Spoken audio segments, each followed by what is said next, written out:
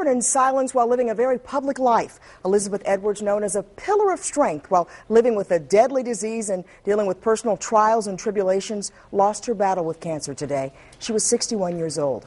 ABC 2 News' Cheryl Connor joins us now with a look back at her life.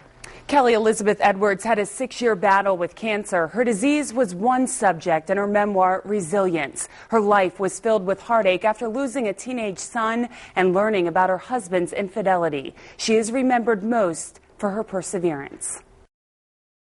Elizabeth Edwards was an attorney, a prosecutor, university instructor, and volunteer, but she is best known as a political wife who showed grace in the face of an incurable cancer and a husband's affair. I want to spend the remainder of my days living, whatever description that is. Born in 1949, the daughter of a Navy pilot, she met John Edwards at the University of North Carolina Law School, married him in 1977, and raised 4 children.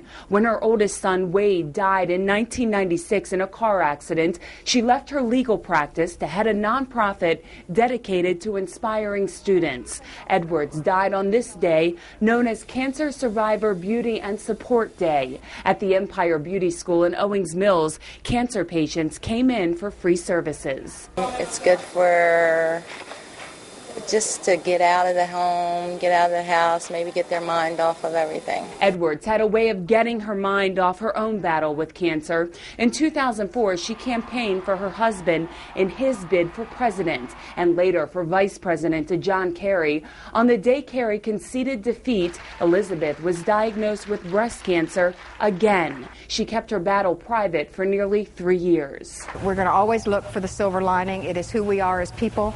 And we'll continue to do it. Elizabeth continued to campaign. She endured her husband's public admission of an affair with a campaign worker with whom he fathered a child. Her days still included John Edwards, though they separated. Elizabeth Edwards had a stoic outlook on how we should handle the bad things that touch us all. The idea that you can pretend they didn't happen, as we would like to do sometimes, that everything is exactly the same, as it was the day before the bad news about the cancer, or the day before you lost your job, or the day before the foreclosure notice. It's not the same.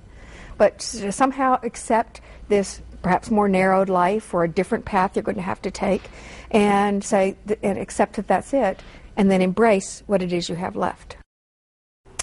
In previous interviews, Elizabeth Edwards voiced regret about not getting routine mammograms as often as recommended, which may have caused the breast cancer to spread. Edwards was hoping to see her 2 youngest children turn 18. She leaves behind 2 daughters, ages 28 and 12, and a son who is 10. Cheryl Connor, ABC 2 News.